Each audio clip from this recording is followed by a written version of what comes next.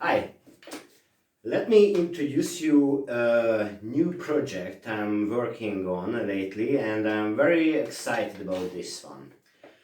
To get to the point, it is about forging copper without any metal tools. So for a metal artist, this is partly an exercise. I would almost say like a meditation or something when you really get close to the nature. And on the other hand, it's so-called experimental archaeology.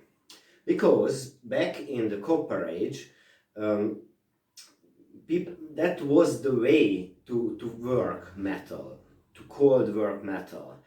Remember that before the Iron Age, the metal that was available on our planet was copper, silver, gold. These were the metals that you could find not as an ore, but as an actual metal. Iron was only found in the form of meteorite, and it was very rare and not so easy to work. So uh, when they started to work copper, they obviously didn't have steel tools. So what they did is they cold forged it with stone hammers and stone anvils, which is a very primitive way of doing it. Even animals use this stone anvil, stone hammer to crack nutshells. Monkeys or even birds use these primitive tools. And to be able to shape metal with these techniques is really exciting. So what I did is I went down to the river, I made a little fire, and I took a piece of copper with me. And then with these stone anvils and hammers, I forged it. I made it longer and thinner. I made something very simple with it to later make a ring out of it.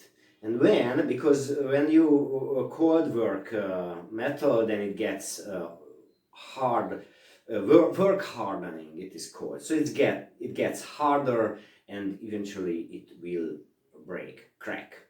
Therefore you need to anneal it. Annealing means that you place it in the fire and you heat it up to kind of orange or red temperature. And when it is hot, you take it and you quench it in the water, and this will anneal copper and also silver. One problem you quickly face that when it is cold, okay, it's not a very big deal to forge it. You pick it in your fingers and you can work it. We do the same with silver. We cold work it and repeatedly anneal it. The problem is when you want to take it out from the fire and you don't have pliers or anything. Then I figured that I made a stick. I split it at the end so it became like a kind of fork. And when the copper piece was hot enough, I picked it with this fork, like squeezing the metal in between the fork of the stick. Okay, it burns a little bit the stick, but who cares? And then I could hold the glowing hot metal and quench it into the water. So basically all I need for this is river, water, a little fire, and wood and stone, and of course a piece of copper. That's what I need. And it was really good fun to make it, and I made this ring. I'm wearing, and I'm showing you here. So the project is that.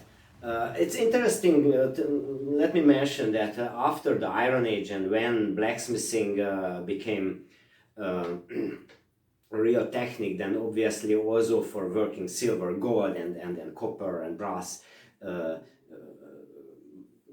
artisans used steel tools. And about the blacksmithing, the most interesting part is that you are able to work the steel itself with the same steel.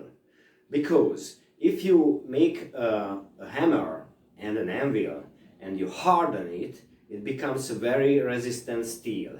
Meanwhile, the workpiece that you want to shape, you heat it up to red hot or even hotter, and then the very same steel is in a state when it is malleable and malleable and hard, and your tool instead is in a state where it is harden resistant.